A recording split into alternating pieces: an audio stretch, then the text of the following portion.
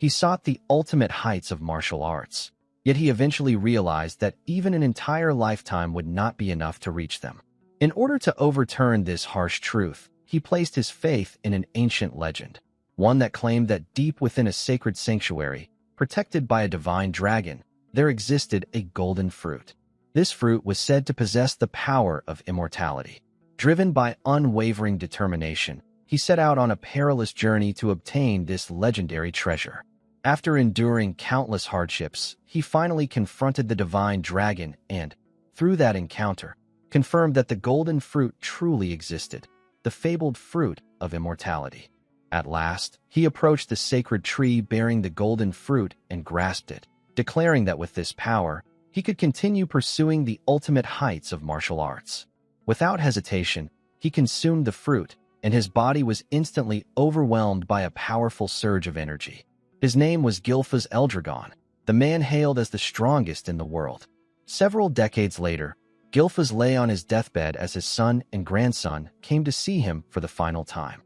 The one standing by his side was Gilliam, the first son of the Eldragon family. Gilfas slowly opened his eyes. In his heart, Gilfas reflected that, in the end, the legends he once believed in could not be passed on. Still, he felt fortunate to have been blessed with a loving wife and devoted children, and had no regrets. Yet, that was far from the truth. In reality, he carried countless regrets. He admitted that if he had been given more time, he would have reached the martial arts peak that still eluded him. With those final thoughts, Gilfas passed away, causing Gilliam to cry out in grief. Gilfas' life came to an end, or so it seemed.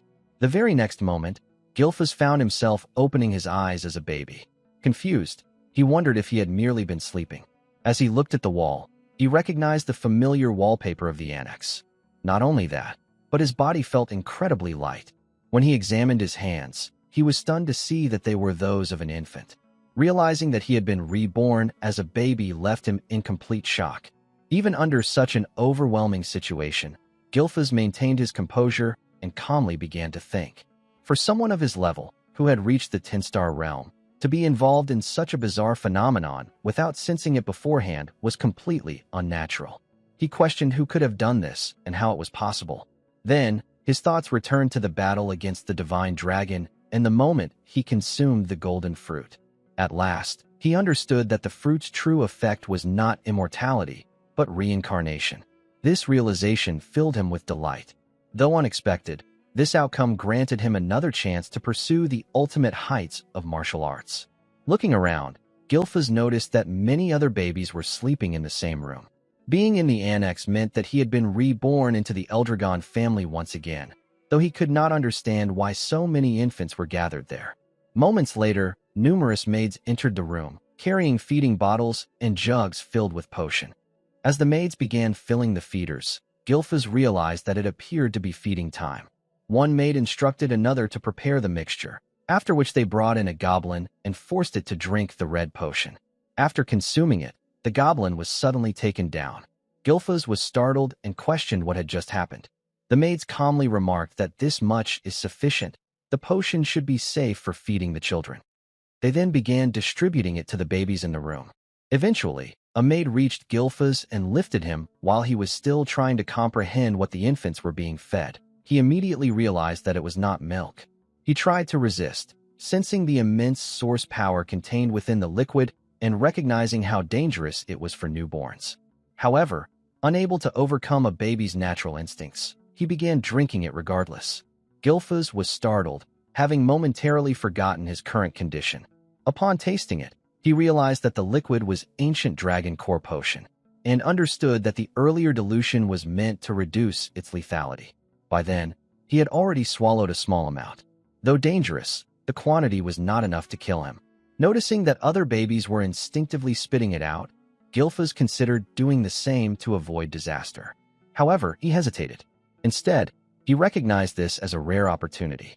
If he could absorb all of this source power, he might surpass even his former self and finally reach the ultimate heights of martial arts. With that resolve, he continued drinking, fully committing to the risk. The dragon potion surged through his body, overwhelming his senses. Gilfas does not give up and deliberately begins drinking the potion. The maid is shocked when she realizes that the baby is consuming it on his own. Gilfas decides to absorb all of the ancient dragon's source power, believing that this will finally allow him to pursue the ultimate heights of martial arts that he failed to reach in his previous life. Unlike before, the ancient dragon's source power is absorbed with surprising ease. Finding this outcome ideal, Gilfas continues drinking until none of it remains. Once he finishes, the maid gently places him back onto the bed. Somehow, Gilfas manages to endure the process, and the other babies appear to have survived as well. This leads Gilfas to remark that a baby's survival instinct should never be underestimated. Shortly after, overcome by fatigue, Gilfas slowly fell asleep. 7 years later, Gilfas is seen performing handstand push-ups. After completing 100 repetitions, he releases a large stone he had been gripping with his feet and tosses it into the air before smoothly standing upright. After only 7 years of training, Gilfas is highly satisfied with the remarkable physique he has developed, thanks to the ancient dragon's potion. The former head of the Eldragon family, Gilfas, is now known as Zeke Eldragon. All living beings possess source power, and the ancient dragon's potion that Zeke and the other children were made to consume contained an immense concentration of it. As a result, the babies who drank it, to varying degrees, developed bodies far stronger than those of ordinary people. When combined with the source power of the divine dragon that Gilfas defeated in his previous life, which still resides within him, Zeke, who was the only baby to fully absorb the ancient dragon's source power, underwent changes that surprised even himself. However, after cultivating for some time, Zeke remains dissatisfied, as he has only reached the 1-star level. In his view, the situation is unacceptable, as by now he should have achieved at least 4 stars. Stars represent one's source power compressed to its limit, with the body regarded as a universe in which these stars float. The greater the number of stars, the stronger the individual becomes, though each additional star is increasingly difficult to form.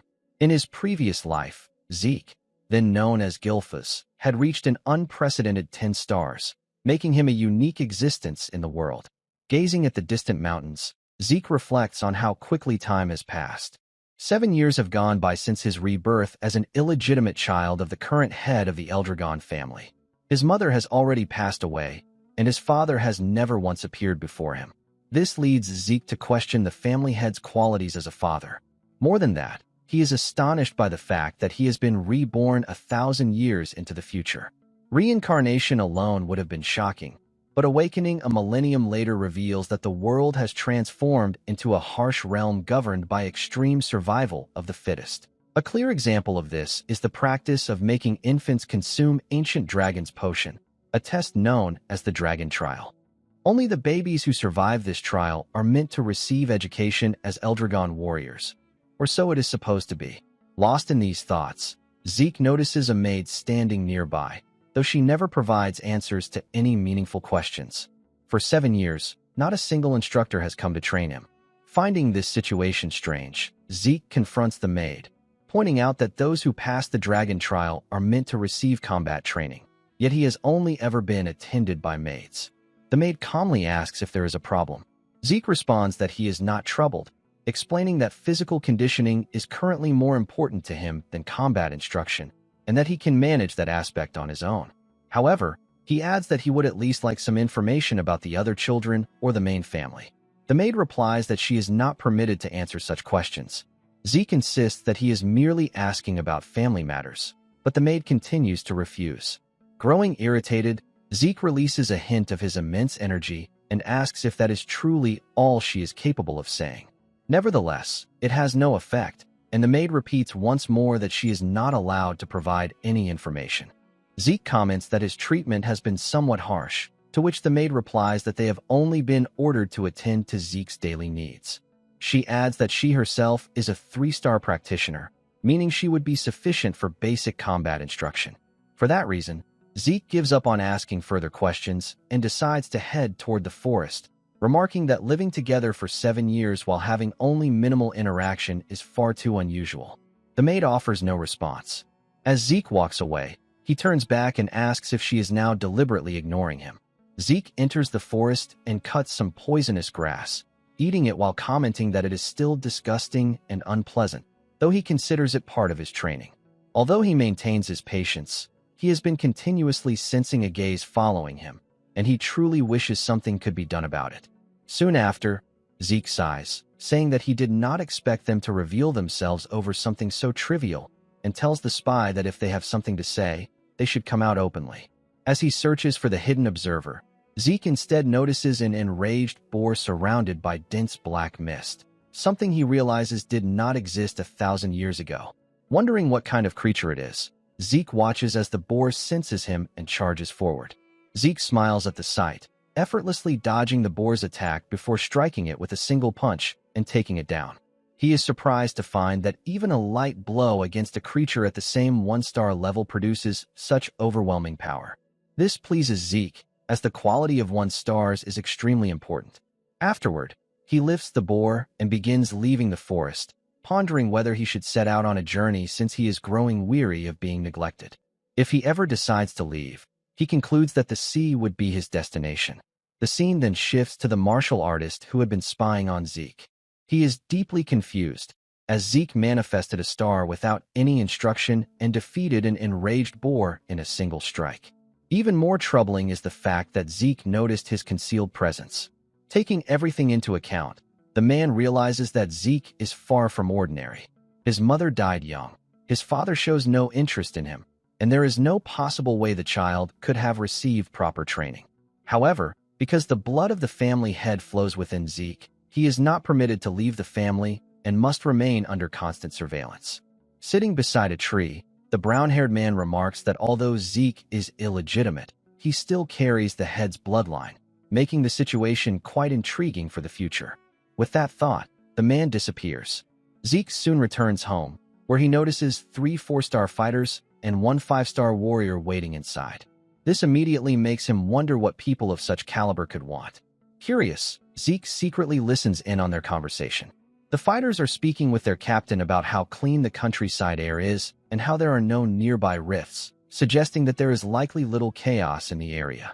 Zeke determines that they do not appear hostile and therefore are not here for an assassination. With that in mind, he steps into the room and asks them directly what business they have. The fighters, who appear to be soldiers, immediately salute and bow upon seeing him. They introduce themselves, stating that this is their first meeting and that they have come to escort Zeke to take an examination. Hearing this, Zeke is taken completely by surprise and replies that he has not been taught anything at all. After arriving at the academy, Zeke stands in front of the academy building, remarking that he never thought he would return to the main estate. Shortly afterward, he was brought back by messengers from the main house, though not to live there permanently. The servants have Zeke change into the academy's uniform, as entry onto the grounds is not permitted otherwise. Over the past 1,000 years, the Eldragon family has established a dedicated educational institution, and all children born into the family aim to enter this dragon's nest, receiving education within their respective homes until the age of 7. Today marks the entrance examination. However, Zeke has not been taught anything at all. Even so, taking the examination is mandatory, which is why he was brought all the way from the frontier. Zeke sits by the street, reflecting on how all of his preparations to leave that house amounted to nothing once they forcibly sent him to the academy. Seeing Zeke in this state, Ringis, a boy from Ordscale village, approaches him and asks if he is all right or facing any trouble. Slightly startled, Zeke turns and asks who he is, prompting Ringis to introduce himself and explain that Zeke looked distressed. Zeke senses the inner energy flowing through Ringis and comments that while it seems timid, it is surprisingly perceptive. Standing up, Zeke apologizes and introduces himself in return. He then admits that he is confused about what they are expected to do during the examination. Ringis, who appears introverted and nervous, explains that the test content does not change from year to year and generally remains the same. Zeke denies having any knowledge of the test, stating that he truly does not know what it involves. Hearing Zeke's admission, Ringis becomes visibly shocked and worries that Zeke may not be all right, as participating in the examination without knowing its contents seems extremely reckless. Just as Ringis is about to explain the test, Retin, also from Ordscale village, interrupts, calling Ringis a weakling. Startled, Ringis turns around in fear. Retin continues mocking him, asking why someone as weak as Ringies is even here and suggesting that he may have lost his way home. Ringies tries to respond, stating that he is here for the dragon's nest examination, but Retin cuts him off, sneering that there is no way Ringies could ever be accepted. Retin then smirks and reveals that Ringies' father is a pseudo-dragon, using this fact to further belittle him. Zeke notices Ringies trembling under the ridicule. Within the Eldragon family, a strict hierarchy exists under an absolute monarch. At the top are novice whelp dragons, followed by regular soldier child dragons, captain-level adult dragons, executive-level elder dragons, and finally, at the very bottom, pseudo-dragons. Those who fail to enter the dragon's nest or are unable to graduate are labeled as such, meaning immature ones. However, Ringies longs to prove that pseudo-dragons are not inferior. As Ringies sinks into despair, Zeke steps in, questioning how they can judge him without allowing him to try first. Retin turns his attention to Zeke, demanding to know who he is and whether he has a problem. Zeke calmly responds that he is merely asking an honest question and requests an explanation as to why it is supposedly impossible for Ringies to pass the dragon's nest examination. Retin scoffs and bluntly states that it is because Ringies is weak. Zeke looks at Ringies, releases a faint aura, and remarks that Ringies is likely far stronger than Retin and his companions. This statement infuriates them, as they cannot tolerate being called weak themselves. However, before the argument can escalate further, one of the guards arrives and calls for the attention of all examinees. The adult dragon examiner announces that the dragon's nest entrance examination is about to begin and instructs all applicants to register in order before proceeding quickly with their numbered tags. Hearing the announcement, Retin decides to leave, planning to cause trouble for Zeke later. Zeke lets out a sigh, remarking that Retin did not need to get that angry, and comments that young people these days are far too short-tempered. Hearing this, Ringies responds in confusion, pointing out that they are all the same age and that anyone would be upset after being told that Ringies was stronger. Zeke replies that since the examination is mandatory, declaring something impossible without even testing it is unreasonable. Ringies then reveals that examinees are actually allowed to withdraw. Realizing that Zeke truly knows nothing about the process, Ringies is taken aback. Zeke himself is surprised upon hearing this and admits that he had no idea. Ringies advises Zeke to withdraw so he will not get hurt, but Zeke smirks and states that someone of his skill level could not withdraw even if he wanted to. Ringies praises Zeke's confidence, even though he knows that Zeke is unaware of the test's contents. Zeke urges them to hurry, warning that the test will soon begin. Still confused, Ringies agrees, and the two head off together to take the examination.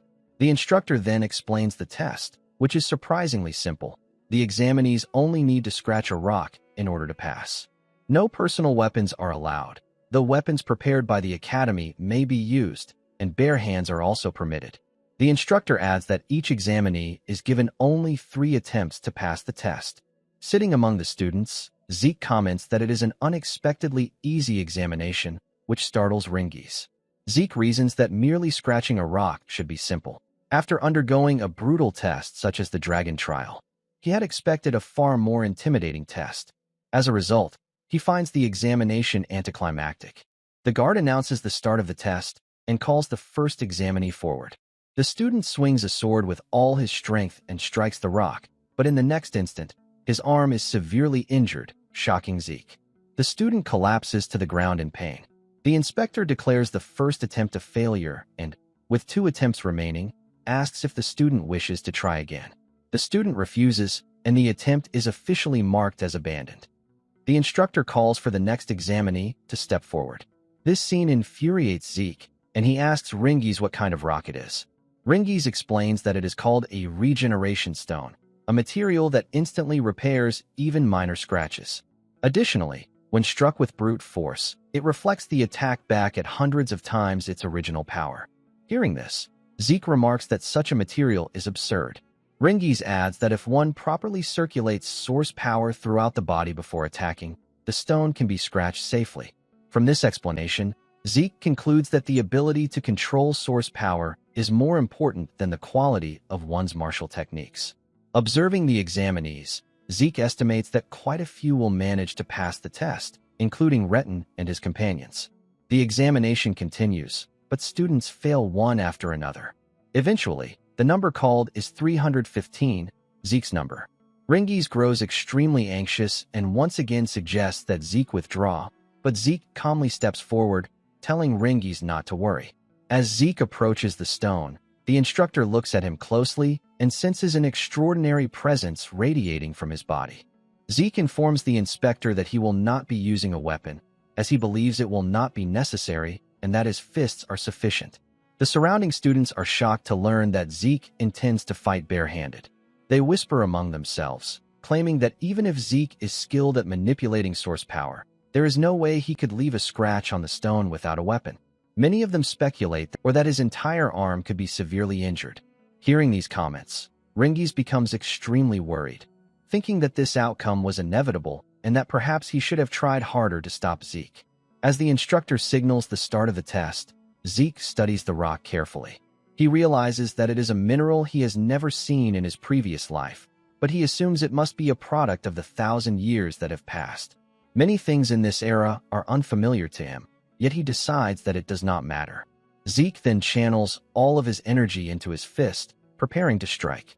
Rengiz, filled with anxiety, shouts Zeke's name, hoping to stop him. Ignoring the warning, Zeke wears a battle-driven smile and punches the rock, believing that this is the moment to unleash his full power in his current body. Zeke activates the first form of the Dragon Destruction combat arts, Burst Strike, and shatters the rock completely. Dust explodes outward, reaching Rengiz and the surrounding students. Even the instructor is left in awe by the sight. Zeke smiles and comments that the technique was still slightly too advanced for his present state, as his hand suffers an injury, making him realize that he still requires much more training. The students stand frozen in silence, staring in disbelief with their mouths wide open. Retin clicks his tongue in frustration after witnessing the shattered stone, while a female student watches Zeke with clear interest. Among them all, Rengiz is the most stunned. The instructor finds the situation unbelievable. The regeneration stone has completely disappeared, something that should only be possible for someone at 4-star level or higher. There is simply no way a child should be capable of such a feat. Even so, the instructor acknowledges that although Zeke is an illegitimate child, he truly carries the bloodline of the family head. Moreover, the technique Zeke used feels strangely familiar, as if the instructor has seen it somewhere before. Zeke then turns toward the examiner and calmly asks about his test results. The instructor announces that Zeke has passed the examination, and another soldier steps forward to hand him a potion. Confused, Zeke asks what it is, but the soldier does not respond. Instead, the instructor urges the soldier to hurry and clear the area. After leaving, Zeke vents his frustration, shouting that people in this era are excessively prickly and lack composure. Rengiz, still overwhelmed by what he witnessed, praises Zeke for his incredible performance.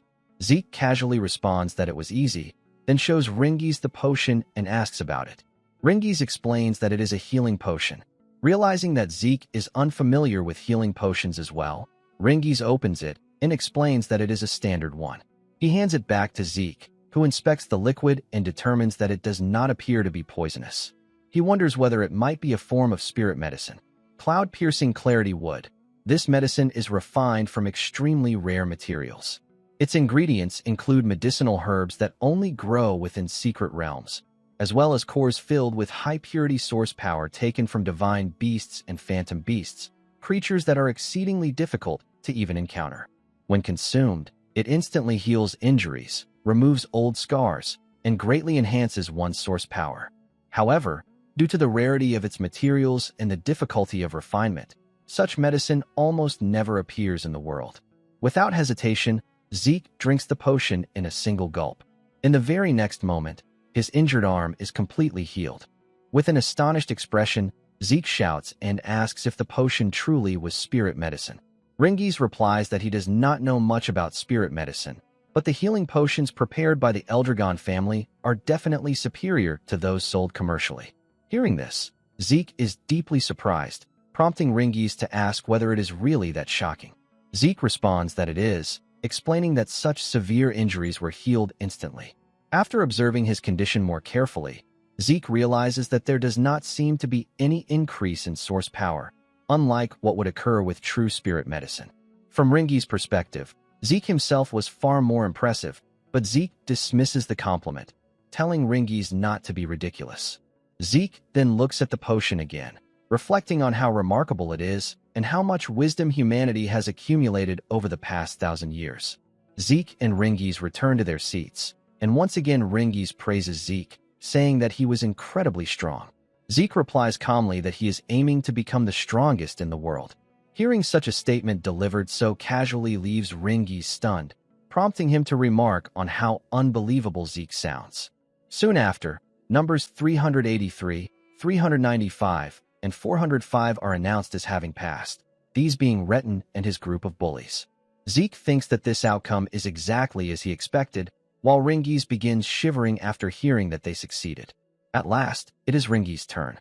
He awkwardly makes his way down, and noticing his behavior, Zeke asks why he is so nervous when he should have no trouble. Zeke raises his voice, urging Ringies to pull himself together. Ringies tearfully responds, asking Zeke not to raise the standard so high. As the test begins, Zeke watches in confusion as Ringies prepares. Ringies chooses to use a sword and strikes the rock with all his strength, only for the force to rebound. The instructor announces that the first attempt has failed and informs Ringies that he has 2 attempts remaining. Ringies gathers himself and tries again, but once more he fails to scratch the stone and collapses to the ground. He stares at his trembling hands in despair. Seeing this, one of Retin's companions laughs mockingly, taunting Ringies and claiming that a pseudo-dragon's child could never accomplish anything and should simply give up. Retin then turns to Zeke, sarcastically asking what happened to his earlier claim that Ringies was stronger than Retin's group, pointing out that Ringies is now lying helplessly on the ground. The taunting continues until the instructor announces that Ringies has only 1 attempt left and asks whether he wishes to try again. Overwhelmed by the pressure, Ringies begins to give up. At that moment, Zeke steps in and asks Ringies what he is doing. Zeke walks down to the testing area and questions why Ringies is using a sword instead of a spear. Ringies, confused, asks what Zeke means. Zeke clarifies that he means exactly what he said and questions why Ringies would choose an unsuitable weapon without any plan. Zeke continues, stating that in Ringies' current condition, no matter how hard he tries, he will never manage to scratch the stone with a sword. Hearing this, the surrounding students burst into laughter, calling Zeke foolish and pointing out that Ringies' father does not use spears and taught him swordsmanship instead. They continue mocking Ringies, insisting that changing weapons will not alter the result. Zeke then turns to the examiner and asks whether changing weapons in the middle of the test is permitted. The examiner replies that it is allowed. Zeke smiles at Ringies and says that this means Ringies can change his weapon. He then asks whether Ringies intends to leave things as they are or stand up and try again. Encouraged by Zeke's words, Ringies becomes determined and rises to his feet, declaring that he will attempt the test again, this time using a spear. Ringies' father was unable to enter the dragon's nest. As a result, he was labeled a pseudo-dragon and ridiculed by others. Even so, Ringies' father did not become bitter and instead raised his son with care and dignity. The Ringies that his father raised is not fake. Today, here and now, Ringies will prove that. If Ringies were to try again with the sword, the result would be the same. Because of this, and choosing the best possible course of action, Ringies decides to trust Zeke, even though he has no idea how to properly use a spear. Seeing Ringies hesitate, Zeke instructs him to simply thrust forward without overthinking anything. He tells him that all he needs to do is thrust straight ahead. Logically speaking, merely thrusting forward with a spear Ringies has never used before should not be enough to scratch the regeneration stone. However, Ringies recalls Zeke's words, that there is no way to know the outcome without trying. He only met Zeke today, and although it may seem strange, Zeke believed in Ringies, so Ringies decides to believe in himself as well. When Ringies used a sword in the past, his source power never flowed this freely through his body. Gathering his resolve, Ringies thrusts the spear forward with all his strength. Before Retin and his companions can even see whether it worked, they burst into loud laughter, claiming that they already warned him that changing weapons would not make a difference. But this time, it is different. Ringies realizes that the spear feels as though it has been part of his body from the very beginning. He continues thrusting the spear forward, shocking Retin and his group of bullies, and astonishing even the instructors. It turns out that Ringies is not merely scratching the stone. He is breaking straight through the stone. Witnessing this, Zeke begins clapping and congratulates Ringies. Still dazed, Ringies asks what he just did, and in the next moment, the instructor announces that Ringies has passed the examination. Confused at first, Ringies struggles to process the words, until Zeke rushes forward and hugs him like a close friend, happily confirming that he succeeded just as Zeke expected.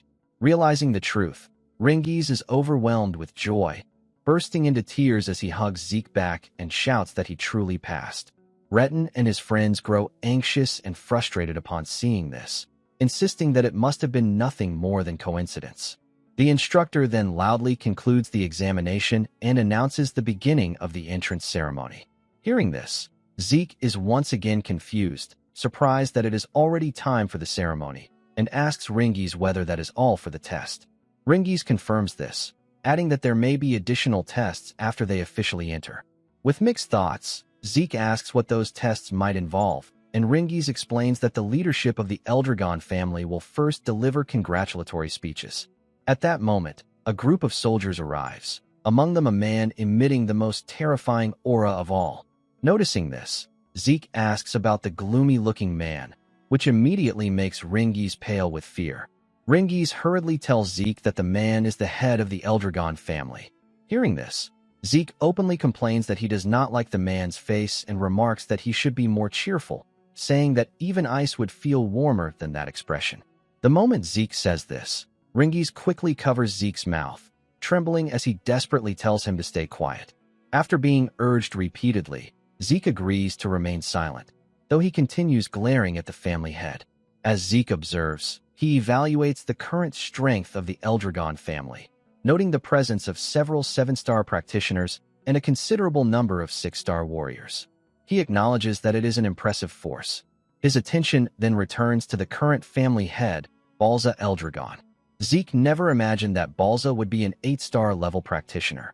Even 1,000 years ago, there were fewer than a dozen 8-star warriors in the entire world. Though Zeke does not fully understand this era, he still finds that he strongly dislikes Balza, especially considering that Balza is his biological father. Soon after, the instructor announces that Balza will deliver a speech. Balza steps forward, releasing his aura as he instructs the students to strive to become the best soldiers of the Eldragon family. After finishing his words, Balza releases his chi toward the students, making it difficult for them to breathe. Everyone struggles under the pressure, including Ringies, while Zeke remains unaffected. The overwhelming force presses down on the crowd as Zeke stares at Balza, sensing a deep and unfamiliar resentment within himself. Zeke does not know why, but he truly cannot bring himself to like Balza at all. After Balza leaves, a golden-haired warrior steps forward with a cheerful laugh, commenting that Balza's speech was brief. He then tells the students that the family head has high expectations for them. Zeke glares at the golden-haired man, wondering who he is. The man continues, saying he will leave the stiff formalities to others and encourages everyone to pursue power with determination. Though Zeke does not fully understand him, he feels relieved that the atmosphere has lightened. The golden-haired warrior jokes with the instructor, saying that someone who worries too much will go bald, prompting a response. The previously tense students gradually return to their normal state. Finally, the instructor announces that dormitory assignments will now be revealed and instructs students to move promptly when their names are called. Hearing this, Zeke asks Ringies whether they will be assigned together. Ringies explains that there are 4 dragons' nests, and students are divided among the East, West, South, and North halls. Zeke understands and soon hears his name called. He stands up, bids Ringies farewell, and receives a map to his assigned room before heading to the East Hall of the Dragon's Nest. However, after 1,000 years, the layout has changed significantly, and Zeke soon finds himself lost. After wandering for a while, he finally locates his room, realizing that he arrived late and that his roommate is likely already inside. Zeke opens the door and apologizes for being late, introducing himself and stating that they will be sharing the room from now on. The one who turns out to be Zeke's roommate is none other than Ringies. Zeke smiles and comments that it seems they truly share quite a connection. Ringies agrees, admitting that he had been feeling anxious about being alone, so this arrangement is a relief. Sitting down on the bed, Zeke asks if there are no more plans for the day.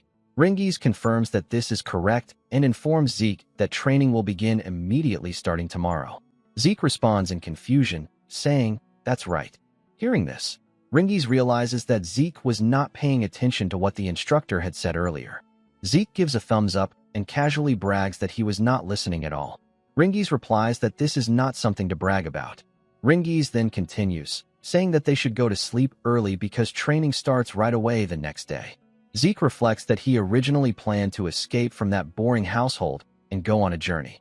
However, after witnessing the regeneration stone and the medicine, along with many other interesting things during the entrance examination, a lot has changed. To understand how the world has evolved over the past 1,000 years, Zeke concludes that staying with the Eldragon family for a while may not be such a bad idea. After 1 month passes, all the students are undergoing physical training while carrying heavy weights. Many of them are crying as they struggle under the burden. The instructor motivates them by explaining that the dragon's breath he taught them is a powerful breathing technique created by the 15th head of the Eldragon family. Because of this, all students must master it perfectly so they can use it in any situation. Even Ringies is pushing himself to his limits, sweating heavily as he continues holding the weights. The instructor then notices that some students have already mastered Dragon's Breath. Among them is Likia, whose source power is slightly overflowing, proving that she is close to reaching the 2-star level. At the same time, the instructor turns his gaze toward Zeke, confused by what he is witnessing. Zeke is not only holding the assigned weight with ease, but is also lifting large rocks effortlessly. The instructor thinks to himself that Zeke must certainly belong to the head's bloodline, yet it makes no sense. Zeke should have had no instructors and no prior training, and still he performs so well. Meanwhile, Zeke himself is surprised to realize that his breathing technique, Dragon King's Breath, has been refined and passed down as Dragon's Breath. Breathing techniques are methods of absorbing atmospheric source power into the body and circulating it to strengthen one's own source power. What determines their efficiency is the user's skill and ingenuity. For this reason, prestigious families develop their own unique methods, and once perfected, these techniques are guarded as closely held secrets. Dragon's Breath is certainly safe and easy to master, but because it can only be used while resting, Zeke finds it unnecessary for himself. Gilfa's Eldragon's secret technique, Dragon King's Breath, is the only breathing method that allows manipulation of source power without disrupting breathing, even while moving. Its effects are tremendous, but very few people could inherit it due to its extreme difficulty. That is why the technique was deliberately simplified, allowing everyone to use it and thereby increase the overall strength of the family. Zeke is deeply moved by this realization, as he never imagined that his technique would survive into the future in such a transformed state. He begins to wonder whether other martial arts have also changed over the past 1,000 years. The thought excites him, and he cannot wait to find out. All the while, Leica silently watches Zeke from a distance. Eventually, lunchtime arrives. Most of the students are so exhausted that they barely have the strength to hold their spoons. Yet they all glare at Zeke, who is eating his meal without any trouble. While eating, Zeke asks Ringies what is wrong and why he seems so down. He then tells Ringies that he will never gain strength if he does not eat properly. Ringies asks how Zeke can still be so energetic, commenting that Zeke's stamina is abnormal. Zeke replies that it is not his stamina that is strange, but rather that everyone else lacks stamina, and that they need to eat more and train harder. Zeke then offers a portion of his food to Ringies. Nervously, Ringies declines, replying that he will eat on his own. Zeke then looks toward Retin, who is sitting nearby and eating, and thinks that some people are clearly well-trained. Suddenly, Leica approaches Zeke and compliments him, saying that he is amazing. Zeke looks at her and asks who she is. Hearing this, Ringies and whispers to Zeke, asking if he truly does not know her. Ringies then reveals that she is the daughter of the family head. Zeke responds that he does not know her at all. Ringies continues whispering, saying that it cannot be true, and explains that she is one of the candidates to become the next head of the Eldragon family. Ringies is completely shocked and quickly tells Zeke that she is not someone they should normally be speaking to so casually. Hearing this, Zeke calmly reveals that he is also the head's son, although illegitimate. Ringies becomes extremely confused upon hearing this, and Leica asks if it is truly true that Zeke is the head's illegitimate child. Zeke responds by asking why he would lie about something like that. Laika then asks how Zeke was strong enough to shatter the regeneration stone with his bare hands, stating that there is no way a mere illegitimate child with no backing could achieve such a feat. While continuing to eat, Zeke casually replies that it is simply because he is who he is, then tells Ringies to stop spacing out and focus on eating. Laika suddenly smiles brightly, claiming that Zeke is truly interesting. She then sits beside him and boldly suggests that Zeke should serve under her. Confused, Zeke asks what she means by that, so Laika explains that she is asking him to become her subordinate. She says that she would provide support to an illegitimate child who needs allies, meaning that she would use his strength to help herself become the family head. She also promises that she would treat him well after she assumes the position. Hearing this, Zeke immediately declines. This causes Laika to ask for his reason, and she then releases her energy, questioning whether Zeke is aiming for the position of family head himself. Zeke observes Laika and realizes that she is on the verge of reaching the 2-star level, already able to emit aura outside her body. Considering her age, he finds her impressive. However, he tells her to do whatever she wants, as he has no interest in becoming the head or involving himself in family politics. Zeke genuinely has no interest in family matters. Hearing this response, Laika asks why he still refuses to join her. This angers Zeke, and he presses his knife into the table near her hand while releasing his aura, declaring that he will never serve under anyone because he is the strongest. Laika is deeply shocked, realizing that she has been completely overwhelmed by Zeke's presence.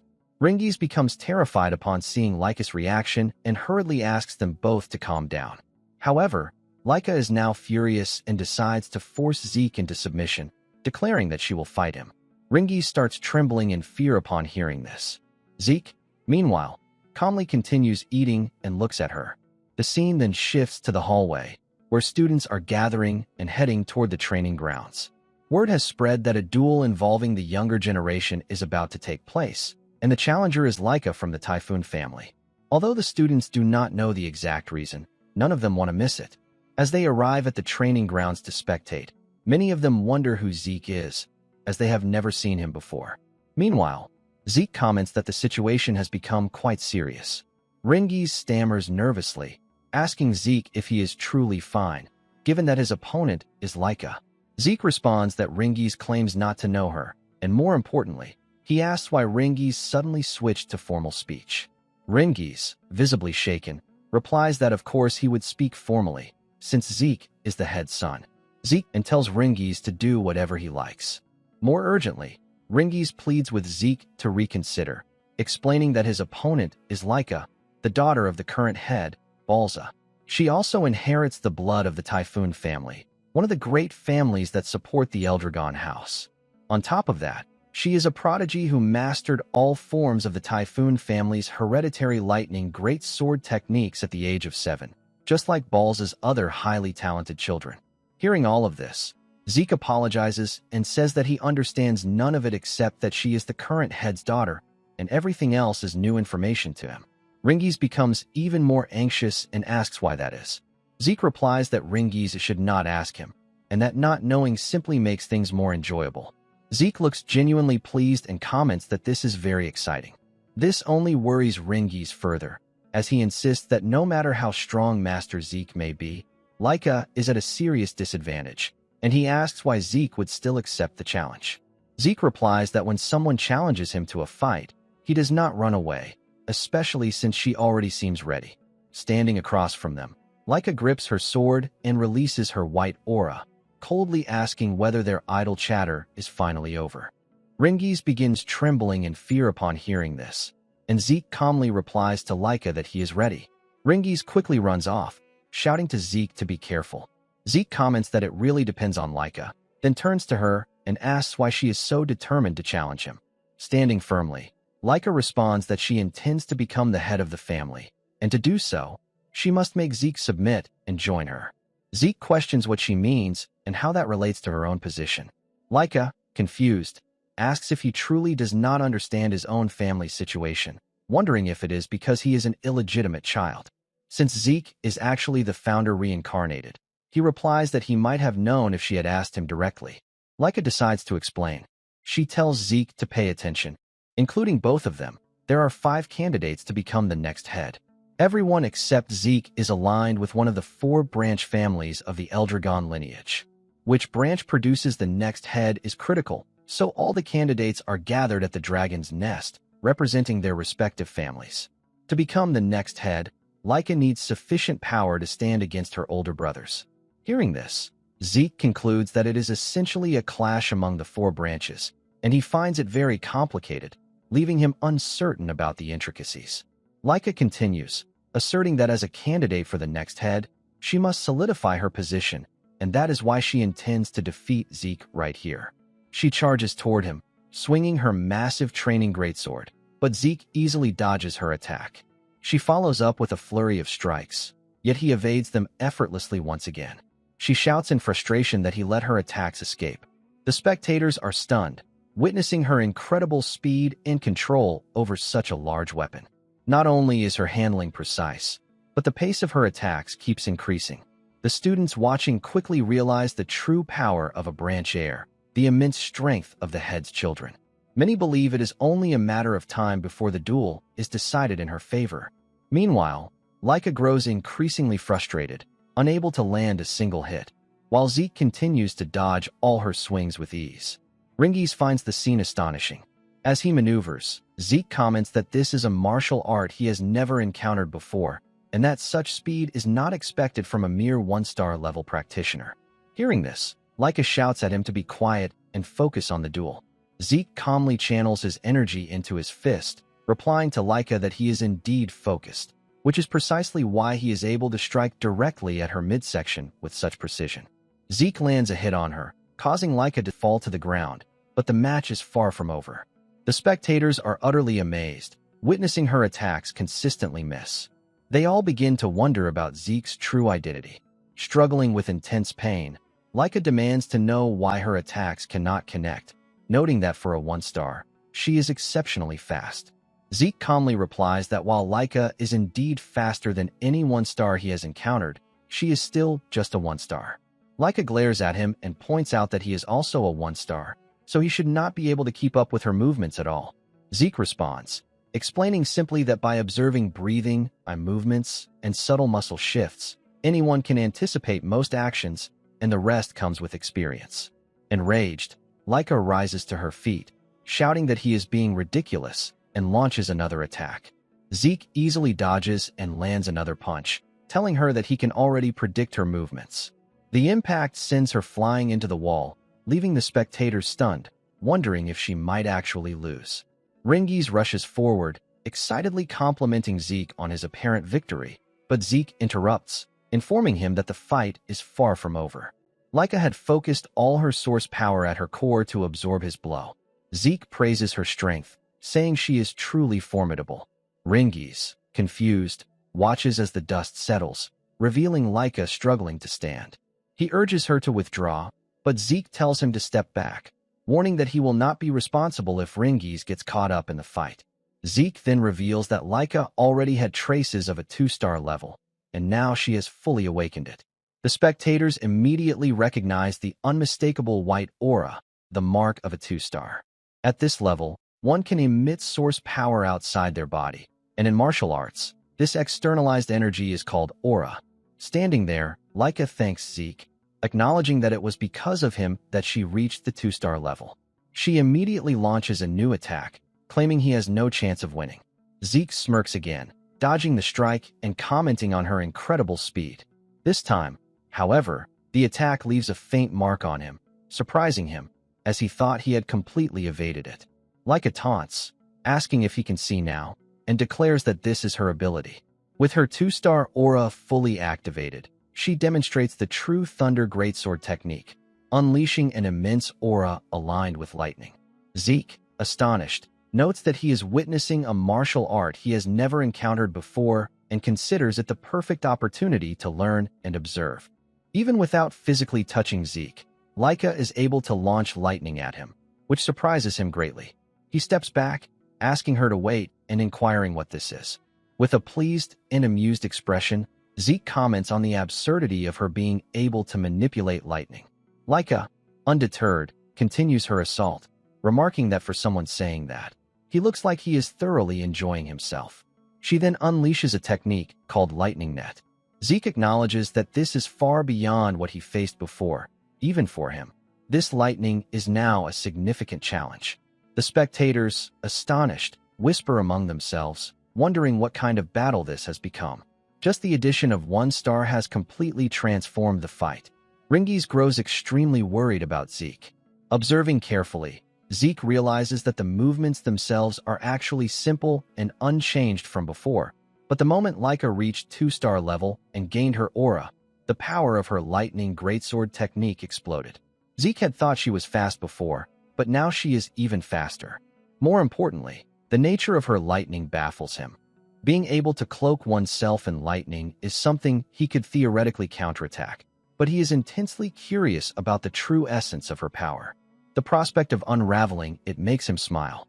Seeing his calm demeanor, Laika is impressed but also determined to wipe that smile off his face. Zeke lands on the ground, keeping his distance, but Laika uses her swift thunder technique and charges at him. He barely dodges, noting that the attack is like a lightning bolt, but the assault isn't over. He is slammed into the wall, sending dust flying everywhere. Ringies jumps from the first floor, while other students try to stop him. Surprisingly, Zeke is still unharmed. Laika then uses her lightning flash technique, which Zeke takes head-on. Ringies rushes forward, pleading with Laika to stop, fearing that any more attacks could kill Zeke. Laika refuses, arguing that stopping now would only insult Zeke. Zeke, once again, rises without counterattacking. Ringies shouts at him, begging him to surrender, and Laika adds her own urging, telling him to submit, noting that he is already in a terrible state. Zeke smiles at her words, which piques Laika's interest. She then manifests her aura, acknowledging that even as an illegitimate child, he is still a proud Eldragon. Determined to finish the battle, she unleashes her lightning greatsword technique. First secret art, Heaven's Thunder, and attacks with full force. Zeke takes the blow head-on without dodging, causing Ringies to panic as he sees Zeke fall unconscious. Laika drives her sword into the ground, apologizing to Ringies and declaring the match over. She is stunned when Zeke, using lightning, rises to his feet again. Shocked, she asks how he has a lightning aura. Zeke smiles, savoring the sensation of the aura himself, and admits to Laika that he doesn't fully understand it either. She is left even more bewildered as Zeke reveals that he had deliberately endured her attacks to analyze her power, and in the process, somehow became capable of using it himself. While receiving Laika's mysterious lightning attacks, Zeke continued using his breathing technique, Dragon King's Breath. Suddenly, the Dragon King's Breath reacted to her lightning aura, causing lightning to accumulate inside him. Before he realized it, he could manipulate the lightning, although he didn't fully understand the exact principle behind it. Zeke complimented Laika, noting that she must have a unique constitution. Then he realized that considering her greatsword technique is part of her family's hereditary martial arts, he wondered if her entire clan might possess a similar, unique constitution. Amazed to discover that her source power itself carried lightning properties, Zeke acknowledged that her training had been excellent. More importantly, thanks to Laika, Zeke had also reached the 2-star level. Zeke declared that the match was not over yet. Laika launched another attack, but he dodged it with lightning-like speed. After dodging, however, he momentarily struggled to maintain balance. With the gain in source power, all of his muscles and nerves strengthened, demonstrating his incredible unique constitution, which slightly disrupted his senses. Standing there, lightning coursing around him, Zeke remarked that he needed some time to adjust. Ringies watched in awe, barely able to keep up with the battle between the next head candidates. He even wondered if he was imagining things because Laika's lightning slashes were no longer connecting with Zeke. Frustrated, Laika shouted that Zeke was mocking her. Zeke calmly replied that he wasn't mocking her at all and assured her that he properly considered her a serious threat. Both of them stepped back, and Zeke stretched his body, thinking it was time to end the match. He announced that he would create a new technique, leaving Laika confused. As he contemplated a name, maybe First Form or Special Form, Laika wondered if he had secretly received combat training and questioned which family might have taught him, as it seemed impossible for any family to develop a new technique so easily. Zeke charged forward, noticing her distraction, and launched the attack, Dragon Destruction Combat Arts. special form, Lightning Peak. Laika was struck and fell to the ground, giving Zeke the victory. Standing there with a smile, Zeke commented that it had been an interesting fight. Laika, lying on the ground, was shocked at her loss but tried to rise, determined to become the family head. To achieve that, she needed to defeat her older brothers, and winning all matches was essential. She could not afford to lose. Observing her resolve, Zeke complimented her strength, surprising Laika. He told her that learning new things was truly enjoyable and that this had been an extremely meaningful experience. Extending his hand, he added that it would be boring if this were the only time they fought, smiling as he suggested they spar again. Laika's expression brightened, pleased by his words. Several hours later, inside the rift, Balza is fighting while surrounded by monsters, but they are nothing more than mere fodder to him. Balza's dragon pressure alone is enough to terrify the monsters and force them to stop. He then draws his sword and uses the first form of the dragon destruction combat arts, Genesis, defeating all the monsters in a single strike. Afterward, Balza sheaths his sword as his underlings take care of the remaining creatures. At that moment, one of the soldiers approaches Balza to report that Laika has reached the 2-star level, but to Balza, it is nothing worth mentioning, even though reaching the 2-star level at her age could be considered a remarkable achievement. The soldier further informs him that, with Laika's talent, by the time she graduates from Dragon's Nest, she will be at least at the 5-star level. However, talent does not impress Balza, so he tells the soldier to inform him only when she becomes useful and orders him to leave if he came to report something this trivial. As Balza begins to walk away, the soldier hurriedly informs him about Laika's defeat. Balza is surprised to learn that she was defeated by Zeke, who is the same age as Laika. He recalls Zeke's mother, who was also exceptionally talented in combat, yet had already passed away by the time Zeke was born. Balza then questions the soldier about who trained Zeke, but the soldier reveals that Zeke defeated Laika without being taught by anyone and reached the 2-star level through his own power. Finding this intriguing, Balza orders the soldier to begin the first trial. The soldier is shocked and claims it is far too soon, as the students have only been learning combat for about a month, and most of them have not even reached the 1-star level yet. However, this does not matter to Balza, who believes that whether one has learned combat or not, death comes equally, and only the strong survive. Those who cannot overcome even the first trial, regardless of their star level, are not qualified to become Eldragons. Despite his reluctance, the soldier accepts the order. Balza then commands him to summon Freya. Balza finds Zeke's ability to defeat Laika through his own power extremely fascinating. He decides to assign Freya to oversee the content and supervision of the trial and instructs her to closely monitor everything during its execution. Zeke continues to capture Balza's interest. The next day, all the students are practicing at the training grounds. Ringiz is also giving it his all, but everyone is stunned when they see Zeke training while holding numerous rocks and performing wall sits. Similar to Dragon's Breath, this is a technique created by the 15th head. Although it is referred to as a combat art, it is essentially a body enhancement technique, carefully designed so that even children can master it easily.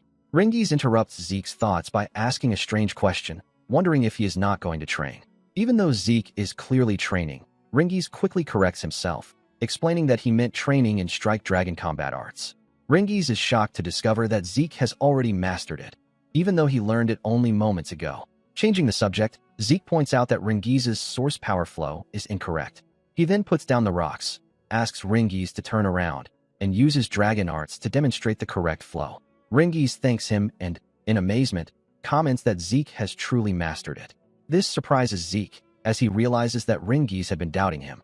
Ringiz nervously apologizes, insisting that he did not mean it that way. He explains that this is the first time anyone other than his father has taught him, which makes him overly cautious.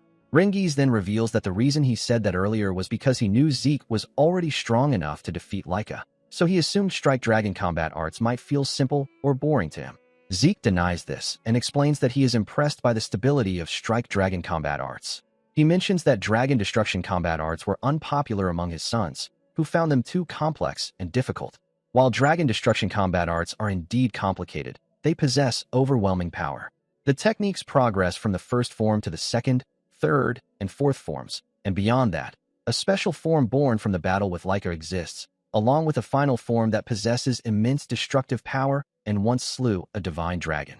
Zeke also grows curious about how dragon techniques are currently handled, wondering if they have been modified as well. The thought excites him. Since he has already finished learning Strike Dragon combat arts, he continues training his body as usual.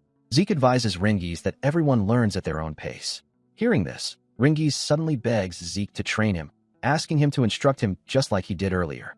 Although embarrassed, Ringiz admits that his desire to grow stronger is genuine. Zeke agrees to teach him, which leaves Ringiz confused as he asks if that is truly alright. Zeke wonders why Ringiz reacts that way, considering he was the one who asked. While they are chatting, Laika approaches and also asks Zeke to train her. Ringiz is surprised by this and asks if she really has no problem requesting Zeke's help.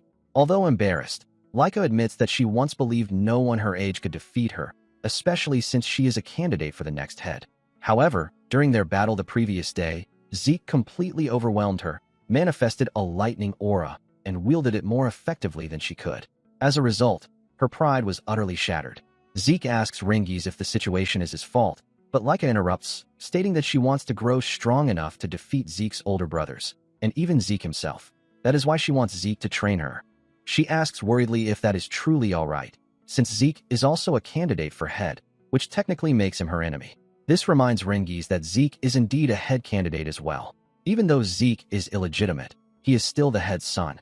Zeke appears to be thinking deeply before informing Laika that he will train her, but he asks whether her body is truly fine, as those injuries should have left her immobile for an entire month. Laika replies that she used a healing potion, so there is no problem, and comments that Zeke worries about strange things. Zeke whispers to Ringiz about how incredibly effective the medicine must be, and Ringiz whispers back that if she is referring to the healing potion from the entrance exam, that one does not have such power.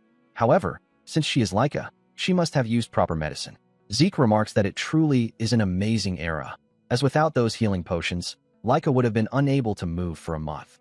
This embarrasses Laika, and she quickly changes the subject by asking if he will really train her even though he also needs time for his own training. Zeke happily agrees to teach her, stating that he will not refuse young people with ambition.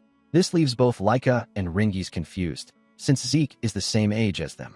Zeke then changes the topic, asking if Laika is truly fine with being trained by the very person who defeated her. Laika responds that she does not care about that, as she cannot afford to be picky. If she wants to grow stronger and become the next head, she is willing to do anything.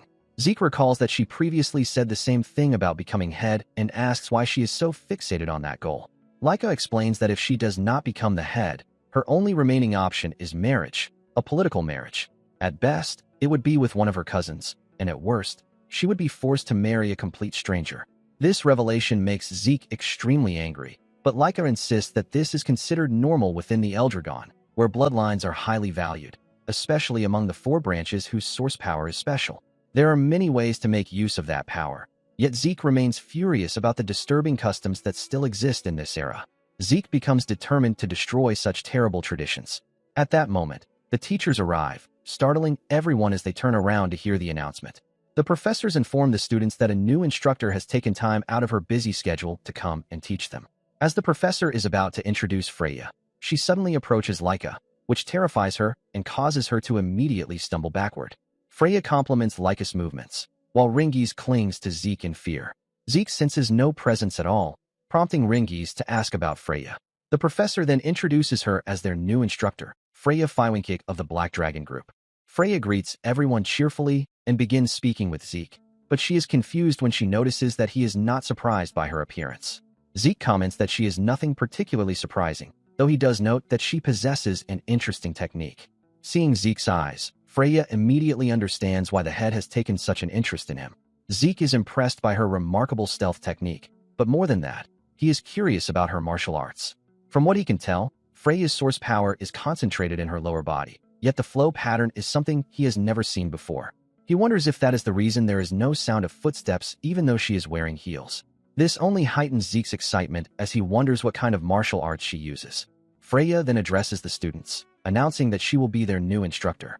The students are pleased, realizing that a truly skilled expert has come to teach them.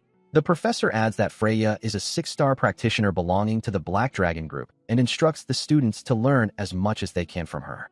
This amazes the students even further, though Laika does not seem pleased at all. Freya states that she will teach everyone, but only if they pass her test. The students are shocked by the sudden announcement. Freya reassures them not to worry, explaining that it is an easy test. All they need to do is take the crystal orb and spend a month on Poison Dragon Mountain. Ringies is extremely shocked upon hearing about the mountain, while Zeke finds the name deeply nostalgic. Poison Dragon Mountain is a region inhabited by a wide variety of poisonous creatures, where even a single blade of grass brushing against one's skin can be fatal for ordinary people. It is an extremely dangerous place. Zeke often used this mountain for training in his previous life, so he believes it is far too early for students who have not even reached the 1-star level.